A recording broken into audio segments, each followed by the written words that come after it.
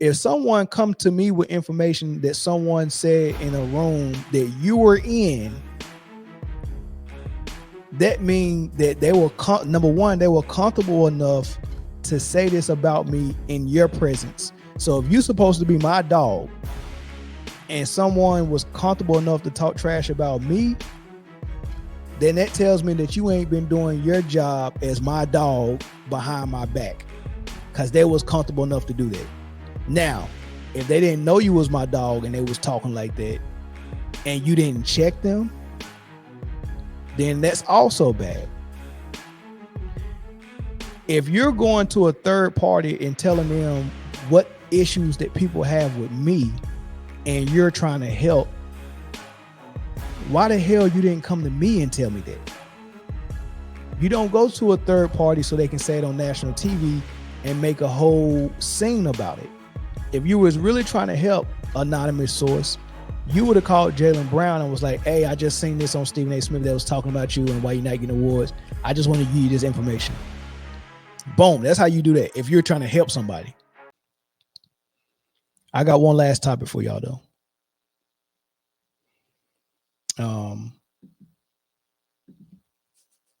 And it's this Stephen A. Smith thing. So if y'all remember, Stephen A. Smith went on his First Take show on ESPN. And they were talking about Jaylen Brown and whatever the case may be. And he had the nerve to say that I just got a text from someone that's in the know. I don't know if he disclosed if it was a NBA executive or whoever he was, but he said that the reason why Jaylen Brown is getting snubbed from first, second team All NBA and any votes for defensive player team and getting snubbed for Olympics and stuff like that is because he's not a likable guy. He's not marketable because he think he's smarter than everyone. And then he said this source will remain anonymous, which is weak. And, you know, Jaylen Brown went on his campaign, name your sources, because I don't think nobody said that, which happens a lot. You know, I remember Chris Bouchard used to come out and be like, oh, anonymous source told me this and about Kevin Durant and stuff like that. It'd be lying through their freaking teeth. Lying through their teeth. I wouldn't believe an anonymous source about anything. That's not even credible. Why they're anonymous? Why you can't stand on what you actually said? Why be anonymous? Right? And I find it very rich that Stephen A. Smith is like, I don't name my sources, but he was the main person with Shannon Sharp trying to force whoever voted for Angel Reese for Rookie of the Year, that one vote, and didn't give Caitlin Clark her unanimous Rookie of the Year award. It's funny that they trying to out that person so they can figure out who that is. Like that matches journalistic integrity. But when it's convenient, he's got journalistic integrity. I can't name my fake source. All right. So what we got is Jaylen Brown going on a interview on Stephen A. Smith's show today. And I love that he did it because the results of it was phenomenal. I'm not even going to play much of what Stephen A. Smith said because he just gave you a word salad and try to talk his way out of stuff. He think he can talk his way out of anything. Stephen A. Smith is going to be one of them people at the gates of hell trying to talk Lucifer out of his rightful spot. Your talk game is not that good. Only idiots fall for that stuff. So I'm not even going to poison y'all ear with most of what he said. I'm just going to play what Jaylen Brown said. But to be honest, I'm going to come clean. Sure. Like I wanted to have this conversation, but honestly, I couldn't wait to address this unnamed source. Right. I know they probably will be watching this because people like that are always watching. And I wanted to let them know that I had a great summer. Like just as simple as that. Like I traveled the world. I went to Umrah. I won 2 MVPs. I, launched Black Wall Street in Oakland and made a music video. I had a blast. Right. So I wanted to let them know that I had a great summer. I really wanted to address them directly, but I feel like since this all kind of happened on your platform, I want to send the message to you, to them. Right. Because you only the person that knows who the source is. And I basically wanted to say to them that I think it's cowardice. I think historically unnamed sources have attacked some of our greats. And we are not responsible for what they lack in design. Frankly, they can call all their buddies, they pals and friends from all over the world, all the unnamed sources, and they can shove it where they got it from. Whether they think I'm marketable or not, I walk with God.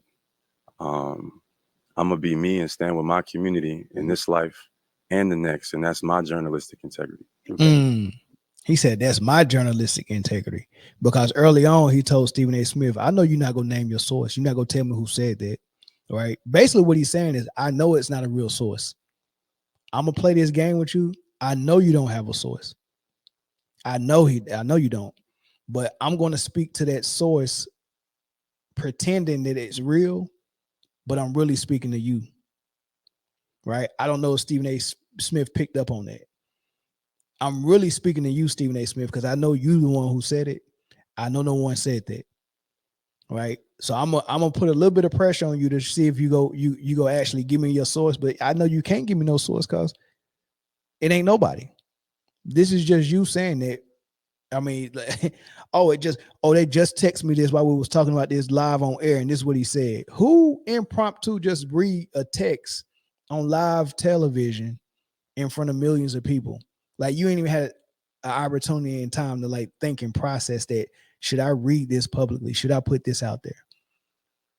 And what Jaylen Brown is telling him is your platform is too huge. You got the #1 show on ESPN, and on that time slot, daytime television for sports, you got the #1 show. You're the #1 guy at ESPN. What you say reaches a lot of people. And you just said something that can potentially hurt my dollars. And you didn't think twice about whether you should say it or not. You just said it. And you think just because someone else said it and you're just repeating it, that your hand ain't got blood on it as well. Right? So he told him, look, I just want to tell your source through you, mind you. He said, I'm just through you. I know you're the source though. I'm just going to tell that source you ain't hurt nothing. I had a phenomenal summer. I signed one of the hugest contracts in history. I won Eastern Conference MVP, the Larry Bird Trophy. I won Finals MVP. Is that the Bill Russell Trophy? Yes. I got both of those. I didn't get the gold medal this summer because y'all kept me up out of that, but that's cool. All right. Grant Hill, whoever else was involved with that, you can kiss my tail, right? So I didn't get that. Y'all cheated me out of that. But I helped build Black Wall Street. I did that in Oakland. And I did a whole bunch of other things, right? So I had a phenomenal solo. You're not stopping nothing. I'm going to continue to support my community. I'm going to continue to support what I stand for. And I'm going to do that in this life and the next life. When someone says the next life, you know they're well-versed in spiritual things, right? And you know they're speaking on a level that's above carnal. And I just say that this is an individual that I think is enlightened. People like him, Kyrie Irving, I love him, right? Stephen A. Smith, I'm gonna give you a little bit of his how he trying to smooth talk his way, but Jaylen Brown just went right back in, and you're gonna enjoy this as well. So somebody saying this guy is not liked because of that reason, that's not them insulting you. That's not them calling you out. It's them saying the world that we're living in, you're not somebody that's easy to control. You're somebody, you stand on your own.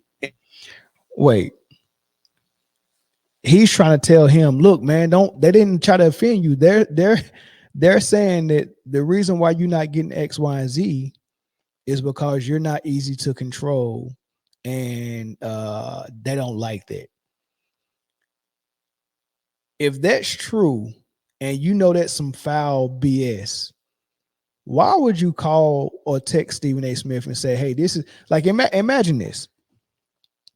Imagine there's this person that don't bother nobody, and someone is on national TV talking about why is this person always getting slighted for these awards? And then someone else calls and say, hey, I want to remain anonymous, but I'm watching your show right now. I want to answer that question. They don't like him because he think he's a know-it-all. He think he's smarter than everybody. And that's what I heard. Put that on national TV, but I want to remain anonymous. Why would you even volunteer that information to put it out to millions? He know what he was doing, right? Because it don't make no sense for him to be getting slighted like this, and people want to know why. So for the anonymous source that called and gave the explanation, that means you was in the room when people was talking this noise about this dude. That's what people fail to realize. People are not that dumb. If someone come to me with information that someone said in a room that you were in, that means that they were number one, they were comfortable enough to say this about me in your presence. So if you're supposed to be my dog and someone was comfortable enough to talk trash about me, then that tells me that you ain't been doing your job as my dog behind my back, because they was comfortable enough to do that. Now, if they didn't know you was my dog and they was talking like that and you didn't check them, then that's also bad. If you're going to a third party and telling them what issues that people have with me and you're trying to help, why the hell you didn't come to me and tell me that? You don't go to a third party so they can say it on national TV and make a whole scene about it. If you was really trying to help, anonymous source, you would have called Jaylen Brown and was like, hey, I just seen this on Stephen A. Smith that was talking about you and why you're not getting awards. I just want to give you this information. Boom. That's how you do that if you're trying to help somebody. Right? Like, what type of person think that that's okay? Well, I'm gonna get this information to Stephen A. Smith, knowing his big mouth is about to put it on national TV. But I'm trying to help. So the dude who what Jaylen Brown knows and what Stephen A. Smith is trying to pull a wool over his eyes and sell him a wooden nickel. They wasn't saying nothing bad about you. They just giving information. Why they didn't bring that information to me then? Why they give it to you? And why was he in the room when they was giving this information out negatively about me? And you're your own man. For sure. What's the problem with that? It's a balance, because it's one, you can critique someone's performance. Okay. But then also if you're attacking their character. Like, they didn't just say that I wasn't liked. They said I wasn't marketable. They said I was arrogant. I carried myself with a certain demeanor. Mm-hmm. And that line gets crossed between critiquing someone's performance, mm-hmm. not liking them for whatever reason, mm-hmm. and then attacking someone's character. I think journalistic integrity requires it to go both ways. Mm-hmm. I never had a chance to respond or defend myself. One, because they're never going to reveal themselves. Mm-hmm. And two, the damage is already done. Mm-hmm. So when I'm speaking to is the unnamed sources. Mm-hmm. Like, if you speak on it and you say something because we have a relationship, at least I can look at you and we mm-hmm. can go back and forth about mm-hmm. what it is that we believe or what it is that we don't believe. Mm-hmm. An unnamed source, like, what is that? Mm-hmm. And to be honest, it reminds me, I think it has familiarity with when I was entering the draft. 2016 third overall pick. What was said? Do you remember? I do not. I'm sorry. When I got drafted, they said that I was too smart. A source, an unnamed source. Okay. Said that I was too smart to be a basketball player or something like that. And that would hurt my draft stock because it was a form of questioning authority. And this source, this unnamed source, we now have said back in 2016. Back in 2016, it was a very popular, subject at the time. And this source kind of reminds me of that as well, you know. And I actually figured out who that source was. Okay. But I know because of your credentials, your background, your journalistic integrity, we never gonna figure out who that one is. You're not. Yeah. You're not. You're not. I'm not gonna let that happen because I protect my sources. But I will tell you this: Whatever. there's also a line that I wouldn't allow to be crossed. Like if somebody were to call up and they get into your personal business and try to attack you, I'd have never said anything like that. I'd never let something like that come out of my mouth over the airwaves or anything. You did like for Kyrie. But somebody pointing to this individual that went to Cal, this individual. I want to read something here. At the time that last year, when you agreed to your new contract extension, 5 years, over $300 million, it says here, you're the youngest person to ever hold a lecture at Harvard, became an MIT Media Lab fellow, was offered a NASA internship, became the NBA Players Association youngest vice president at the age of 22 years of age. And when your historic contract was finalized, you were in a robotics session at MIT. Is that true? That's true. So That's with crazy. all of that being true, I look at somebody like yourself and I don't consider it a negative because the words that emanated out of somebody else, out of somebody's mouth about what was being felt about you forced us to look into your background even more and ask the question, what the hell is wrong with him? Absolutely. Look at his intellect. Absolutely. Look at the fact that he doesn't get in trouble. Look at the fact that he's a great player on both ends of the floor. It forced us all to look at you, and then it had me screaming, why the hell isn't he all NBA? Why the hell isn't he on the Olympic team? You see what I'm saying? It might have been misconstrued. Right. It may be in my tone, but my issue was never with you. It was with the unnamed source. But I knew that. I think because your mother, because your family told me. I do hold you accountable for your platform. I think we should hold each other accountable. Right. You have the biggest and largest platform. I feel like one of the biggest reporters in the US. So I think that should have some dissension at the end of the day. I have no problem with that. Who I always wanted to address, who I couldn't wait, was this source. Right. Right. So that's why I wanted to iterate to you, to reiterate back to them that whether they think I'm marketable or not, whether they think I'm liked or not, it's not stopping nothing. They can do their worst. And I'm going to stand with my community and I'm going to be myself in this life and the next. And that's what I stand on. I like the way he keeps saying this life and the next, man. This dude is, Stephen A. Smith is not on that level, bro. Man, he is not on that level, yo, for real. It's so much that I can say about that Jaylen Brown thing. But I think I said everything, and I think Jaylen Brown said everything that y'all heard that, man. So I'm gonna open the phone lines up one last time before I end this live. Anything that's on the rundown can be discussed. Preferably though, this segment of Jaylen Brown and Stephen A. Smith, but y'all can call in. Anything can be discussed, man. I give it about 10 minutes, maybe 15 minutes before I shut this thing down. But it's been a good live though. And this Jaylen Brown thing, man, like I like to hear address it. At first, when I first seen it pop up, I was like, why are you giving this clown Stephen A. Smith any content? He knows what good TV is, and he knew that getting him on there, oh, this is gonna be dope.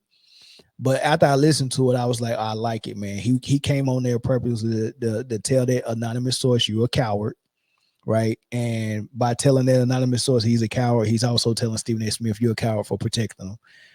Caller from New England, what's up? Hey, what's up? This is Blood Coyote. What's good? What's good, bro? Yeah, man, I love the show. I just wanted to comment on the Jaylen Brown situation. Okay. I believe that, ever since he wanted to promote the Black Wall Street and all these other different things, he's being a very smart individual. People don't want to see, they don't want to push that into the forefront of a proud figure like himself. And I feel like they just want to put other people up, like with that new Netflix series They have all these different players, and they don't have the Finals MVP and the Eastern Conference Finals MVP, which makes no sense to me. And they have him so low down on the ESPN list.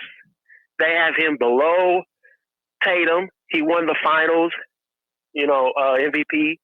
And they got him below LeBron James. They have him below Luka. They got him below all these players that he's played better than when it really counts. He made Luka look bad, didn't he? Yeah, he did. And you talked about how so many different players aren't in shape. He's always in shape. He's like, to me, he's like probably one of the best players in the league today. Like, I would say he's probably about maybe 4 to 5, maybe 1 to 5, somewhere around that age. I really respect him because, he graduated from Berkeley. He teaches at different colleges. I mean, that's like amazing. That would be amazing to see us young brothers, to see that type of individual doing these things. So I just wanted to hear what you had to comment on that. And there's so many other things with LeBron that I just can't get by and I can't get with. Kobe, I made a list myself of my top, but I had like a top 65 list, so it was pretty long. But I just want to hear your thoughts on why they don't want to promote Jaylen Brown on these. This doesn't make any sense to me. Well, it's the same reason why it was problematic for Kyrie Irving to share that movie, right? They tried to make it about that, right. that the movie was offensive to a particular demographic of people, but that was just the excuse they used to shut it down. The real problem is that movie was actually explaining to another particular demographic who they were and where their origins were from, right? And that's problematic because, I mean, to be quite frank, Black people came into this country as the slave class of America, and even being free people, the way if this country was built on slavery, you still need a slave class. And when they made the decision that Black people was going to be the slave class, just because they freed us doesn't mean that changed. So at some point, we can't allow them to rise above that as a whole. Like you can allow some, but as a complete whole, we need that slave class. We need that prison to be populated with that slave class, which is probably like 65-75% Black people. All right, so you still getting that free labor just as you was as you were when they were slaves. Now, with that being said, people who think outside the box like Kyrie and Jaylen Brown, and who are very influential and have somewhat influence, we can't allow those people to wake up the masses of the slave class people. And that's the type of thought process Jaylen Brown has. That's why he's building Black Wall Street. And he's going to make all of this money. He's smart enough to leverage himself and good enough as a basketball player to leverage himself to get more money from an organization like Boston and take that money and put it right back into the Black community and build Black Wall Street. We can't have guys thinking like that with too much influence. And if we prop him up on a pedestal on our platform, his influence is going to have too much reach. So, all right, you're good, and you don't get in trouble enough for us to actually do you like we did Kyrie. You too smart for that. So we're just going to not prop you up so you don't influence more people to think like you. And that's what it is. Yeah, I totally agree. And I feel like Stephen A., ESPN, they do the NBA a disservice by not calling it correctly, by not telling you what is really going on when you watch an NBA game. I've watched the NBA for 30 something years, and I've had League Pass for the last maybe 10 years, I canceled my service because I'll watch a game. You don't get the players always playing all the time. You don't really see much hustling. And ESPN never calls it out. They just say, oh, these are the greatest players that are playing right now.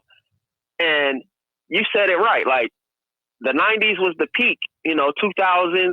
Ever since Kobe Bryant left, that's when LeBron became the face of the league in my eyes. And that's when people started following him. And he just doesn't have that Mamba mentality. Like, he works out, but he doesn't work on his game. He takes shortcuts. He doesn't play defense. He's always one of the last people that comes down the court. It just doesn't make any sense why you would want to keep promoting this guy, and you're lowering the standards for the NBA, and you're making it unwatchable. That's how I feel about it. And no, you're right. I love your show, man. You do really good service to people who really want to hear what's really going on. And it's sad that people can't understand that. And, anything else you want to, I don't want to hog up the show or nothing. But. No, I appreciate that call, man. That was good. And thanks for the question, so we could have that conversation about what's really going on. But no, you're right. You on the right track with that. Yeah, for sure. Thanks for the call. Oh, and can I just say one more thing? I just wanted to tell you. Wait a minute. Let me see. I was trying to. Wait a minute. Well, I was just gonna say, like, my maybe the top 5, I would say, for me, is Michael Jordan, Kobe Bryant, Kareem Abdul-Jabbar, Magic Johnson, and Tim Duncan. And I feel like Tim Duncan, he doesn't get enough shine for everything that he did. I agree. 70% winning in history. Like, he has the highest winning percentage in any. I've seen this stat. He has the highest winning percentage of any player in any league. Correct. Any professional league. And it's like, and people say, you said it right. Like, you're doing a disservice by saying LeBron is, top right by Jordan, 1 and 2. So when I hear somebody say LeBron's number 2, I just can't take him serious. No, I can't either. But that's all I wanted to say. And keep up the good work, and good job, my brother. All right, thanks, man. Thanks for the call. Yeah, Tim Duncan don't get enough love, man. So, and it's crazy because I was naming all these names, and I forgot Tim Duncan. And Tim Duncan is up there for me as well. So, but that's how it is when you've been listening to so many of these ESPN shows and these people that's on Clutch Sports payroll, and these people that got friendships and partnerships and relationships with LeBron and Clutch Sports. When you listen to all that stuff, man, you kind of forget the trueness of basketball and the essence of it, man. So when you look at the pureness of the game, you can't go past a guy like Mike, Kobe, Kareem, Tim Duncan, Hakeem, Bird, Magic. You can't really get past them and have LeBron ahead of them. It's very hard to throw LeBron ahead of those guys. Very hard. Every now and then I watch LeBron and I'm like, man, I'm so proud of that dude for how he looked tonight. And I just put him past Larry Bird. But that's just like recency bias. I haven't seen Bird play live games in years. You get what I'm saying? So it's sometimes I have LeBron ahead of Bird, but then my better judgment kicks in and I'm like, there's no way he's ahead of Bird. I mean, the athleticism that he got, it gives him a real good head start over Bird. But man, Bird was just so good, man. Tim Duncan as well. So, and now Horizon, I started watching starting 5, and I fell asleep on it in the first 15 minutes. I might try to give it another watch pretty soon. but I'd rather watch. I don't know. I'd rather watch something else, man. You know what I mean? So, I seen somebody in the comment section ask how to call. The number is right there on the screen. You can call with that number. And Funky Town, I seen that you called. You can call back to the phone lines are open. And one of those call Funky Town call, and I'll probably take one more call after Funky Town before I end it. Luka doesn't even make top 10 in dribbles. So look, I'm working on making a book, y'all, and I might try to sell it, but it's going to be my top. I'll probably go 25 players in the NBA right now, and I'm going to explain my criteria. So it's going to be a lot of common sense. Caller from, where is this from? California. What's good? California. Hey, can you hear me okay? Yeah, I can hear you. Yeah, I just want to say I've been watching the show for a while, and it keeps me sane because I'm glad that other people can like see all this like BS that's happening all the time.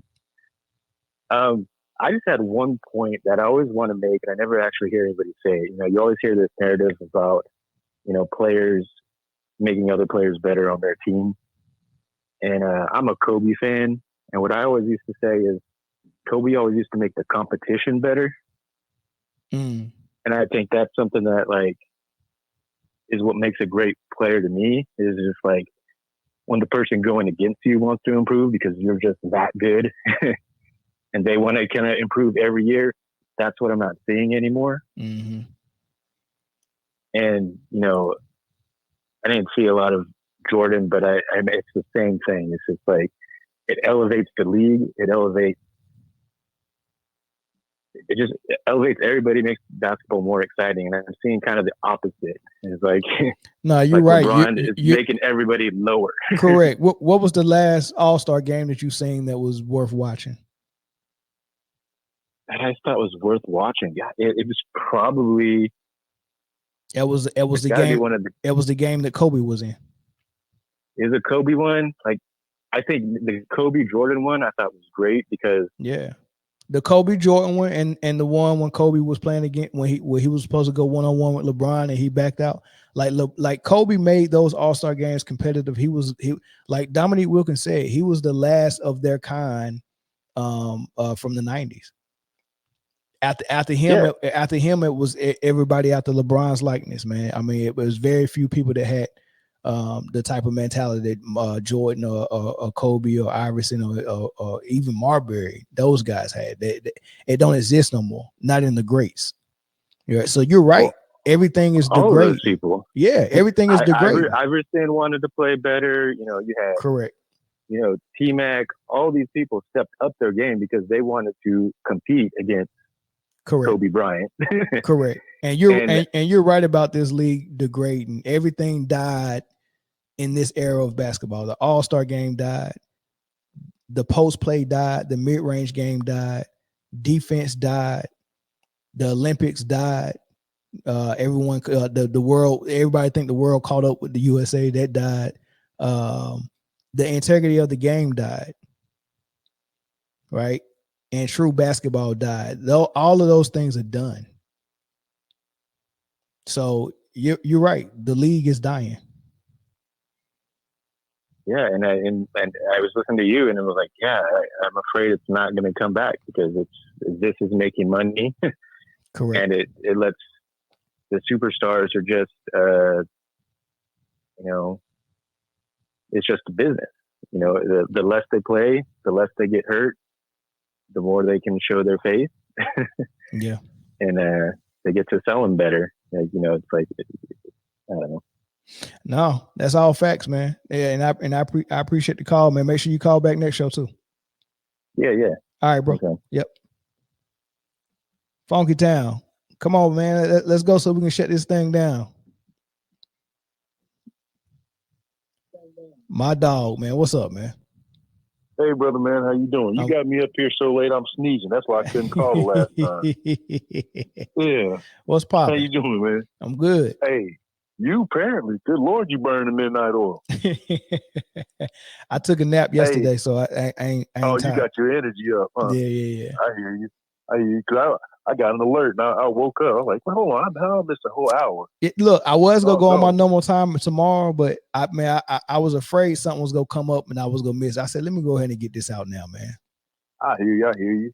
Hey, brother, man. I just wanted to say, Stephen A. Smith is a clown, and what the caller who called from New England was saying. I mean, y'all were hitting it right on the head. Bottom line is this: any brother that intelligent is a threat, and like true intelligence. Like he is. I think they don't understand. He's already playing three-dimensional chess. He pretty much has figured the moves that they're gonna make, and he's just waiting for them. Correct. Not that he's setting traps, but he's prepared for it. Correct. Like you said, he's moving. He's moving at a different level, and that's what scares him. Mm-hmm. He's already talking about Black Wall Street and doing other things, like being I think when they talk about him not being marketable, to me, I think he's laughing. Like, bruh, he went to Berkeley. He's taught at MIT and Harvard. Do you know how many connections you make at places like that? I mean, I'm being honest. Like, I in my military career, I dealt with a lot of, West Pointers, stuff like that. And I had this one lieutenant. He had a buddy in West Point whose father worked at GM, like high up in GM. Mm-hmm. I mean, sorry, GE. The ones who used to own NBC. He said, he explained to me that the buddy that was there, he was only there to do his, little military service or whatever. And then, like, life was set up. Like, people don't understand how many people you meet that are connected on levels, and especially like Berkeley, that's Silicon Valley. You're getting information. You got connection with people who are shaping the future. You get what I'm saying? Right. So I think he's sitting back like, oh, you think I'm on this selling some Wheaties stuff? Man, he's at levels way past them. Yeah. And again, it's kind of what they did with Kareem, but they gave him the surly, angry black guy thing. Mm-hmm. They're trying to kind of play him the same way because again, he's not playing the game how they want the game to be played. Mm-hmm. They want him to bow down and do that other stuff. He ain't about all that. I think the brother's he's elevated. He's past them in so many ways. And like if I get back in this argument, I'm just gonna call you a coward and keep it moving because he's got other things that's on his mind. Correct. And again, what we were saying about Kobe, like people don't understand like the frustration that I get, and you already know this when you start comparing LeBron and Kobe, like.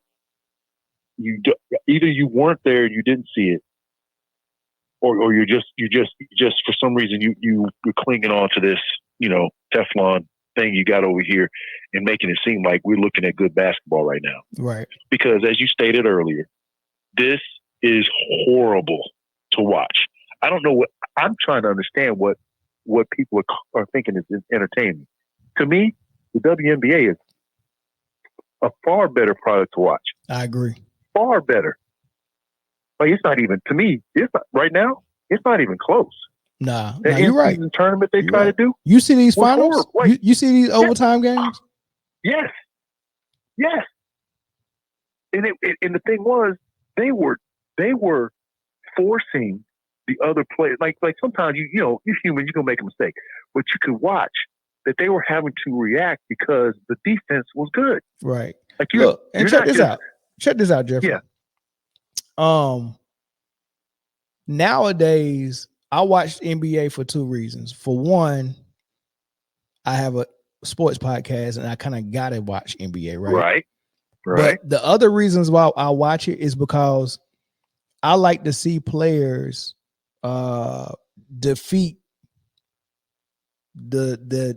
I want to say the narrative, the false narratives, right? So the NBA and whoever their sponsors are and whatever Vegas want to do and all this stuff, they have something that they want to happen. They have players they want to market.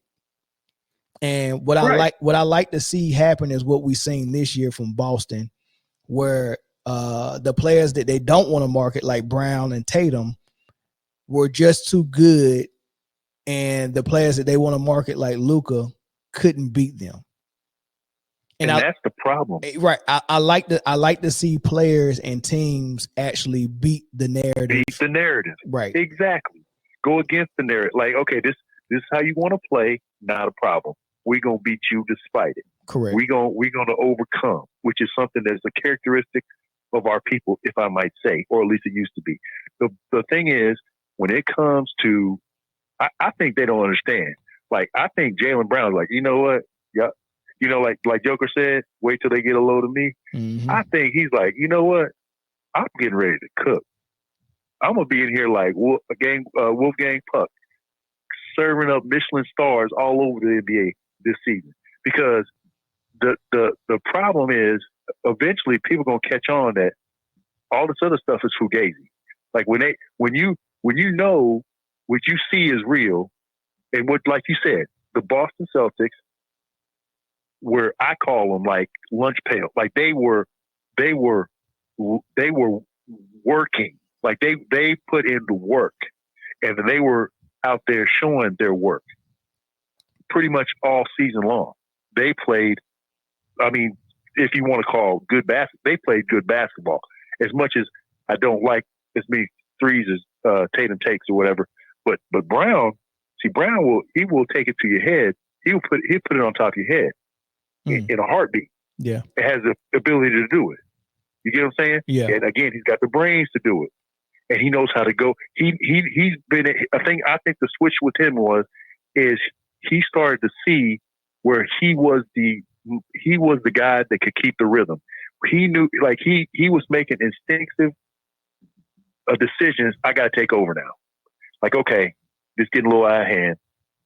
My time. I'm gonna do this, and I'm gonna, because not to outshine anybody, but just to keep the tempo up, to keep the defense up, the pressure, all those. He was. It was just offense.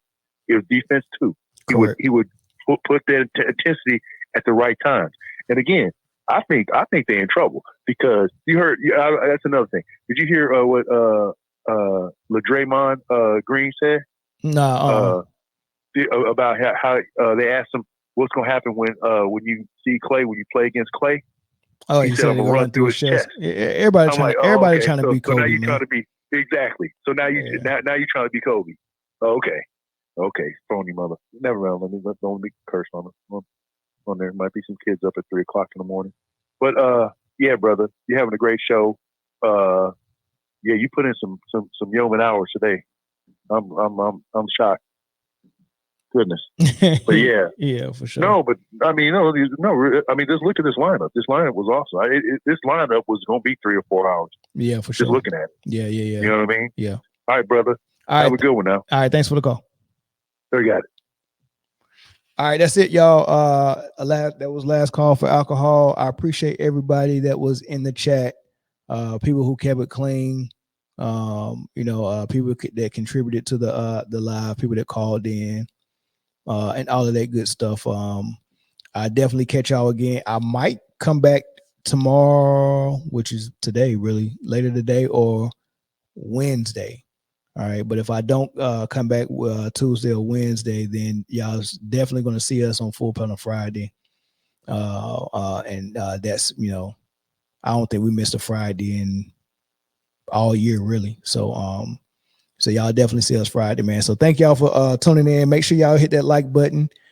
Make sure y'all share this. I'm going to let y'all hear one more word from Underdog before we get out of here. Underdog Fantasy is the best place to play fantasy sports. I want to tell you about the easiest way to get in on some NBA action with Underdog Fantasy and their pick'em game. Just find your favorite player or any player for that matter, pick higher or lower on that player's stats, and you can win up to 20 times your money in one night. Pick between 2 or 5 players to fill your pick'em entry. Get every pick right, and you can net yourself some serious cash. Use the promo code mandownsports and get up to $1,000 in bonus cash. Plus, now that it's football season, you can follow Man Down Sports as we reveal our favorite picks from week to week. Like I said before, pick your favorite player, pick higher or lower, choose your dollar amount, and win some money. It's just that easy. Make picks, win money. We also want to thank Underdog Fantasy for partnering with us. And we want to thank you for helping the channel out by using Man Down Sports on Underdog Fantasy.